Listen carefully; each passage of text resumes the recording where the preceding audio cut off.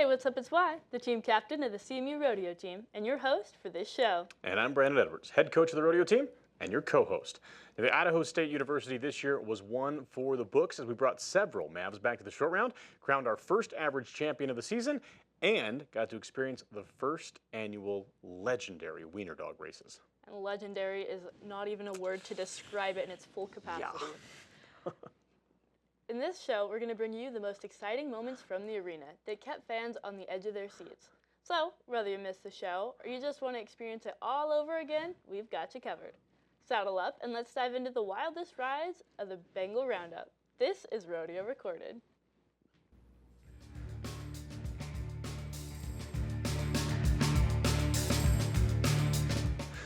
Thanks again for joining us. I'm Wiley Mitchell. And I'm Brandon Edwards. Let's take a deep dive into the Bengal Roundup. The breakaway roping didn't fare well for many of the Mavericks in Idaho. However, Justice Jones did make points. She was a 3.4, which brought her back into the short round in 9th place. Keeping it consistent, a 3.4 on her second calf was good enough for 3rd in the round and the average. Ending the weekend on top was CSI's Ella Beggar, winning the short go with a 2.4 and the average with a 5.4. Now in my favorite event, 3 Mavericks roped their way into the short round. Our freshman team of Cole Luttrell and Dylan Norby into the long round in 9th place and stopped the clock in the short round with a 10.3, which was good enough to get them a few points in the average. Now Ralston Destiny and Snow College's Thomas Lauder made it back in 10th place, but even more impressive, Ralston made it out with all 10 fingers still attached, even though he tried like heck not to let that happen. Now once again, before I throw it back to Wiley, I just have to say, great spin again this weekend. Thanks, Brandon. Well, you know what time it is. Let's hear it for the goat tying.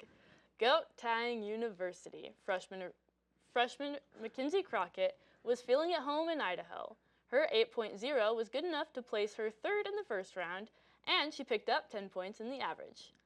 Freshman Kylie-Ann Barron stopped the clock with an 8.4 in the first round, placing her 6th. The Nevada Cowgirl came in with a vengeance in the short go and tied a 7.8, winning the round and making her the first Maverick average champion of the season. Now, I know that we're in Colorado, but I'm Nevada proud. That's fair. Now this weekend in the dry ground, our Mavericks had a successful first round of the barrel racing. Now reigning regional champion, Jessie Poloni made her first short round of the season wearing a Maverick vest. She placed 4th in the round with a 17.6. Not below her was Alaskan sophomore Kaylin Beauvais placing 6th with a 17.7. Now the Mavericks weren't able to go ahead and carry through that to the short round, but of course Utah State University's Callie Cox once again took the average win with a time of 35 flat on 2 runs. Overall, our Mavs were pretty successful. Now that we've looked at each event individually, let's take a look at this week's short go photo. This week, we had 5 ladies and 3 men representing us in the short round. Now as a team, the Lady Mavs earned reserve honors once again with 250 points earned, falling behind College of Southern Idaho again and 50 points this time ahead of Utah State University Eastern. Now we talked about the statistics and all the nitty-gritty details. Let's recap some of our favorite moments.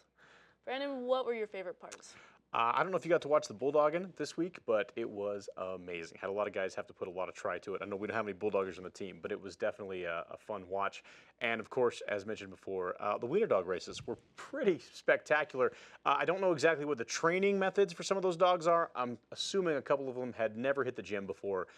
But I have a feeling that next year's probably going to be a pretty serious contest. We got some people getting ready already. Even though I'll be graduated and not there, I think my mom might have to enter Kirby. I fully support it. We'll have a special place laid out for it. Ready for it? Perfect. Yeah.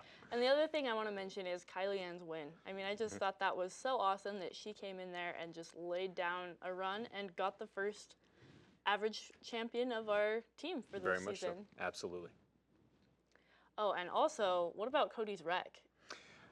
Yeah, it's a little hard to watch when you get a wreck like that. Definitely kind of get banged up and beat up, and we'll see how it kind of affects the rest of everything. But good thing you made it out. Good thing we had some good bullfighters there, and glad everybody ended up okay. Yeah, part of rodeo, right? At least part of bull riding. Yeah, I don't know about any other event, but I think it's part of bull riding. Well, that's a wrap for this week's show. Thanks for joining us as we relive the highs and the lows. And don't forget to tune in to the next episode for more rodeo recaps. I'm your host, Wiley Mitchell. And I'm your co-host, Brandon Edwards. And if you enjoyed watching this week, why stop now? We'll see you on the next episode of Rodeo Recorded.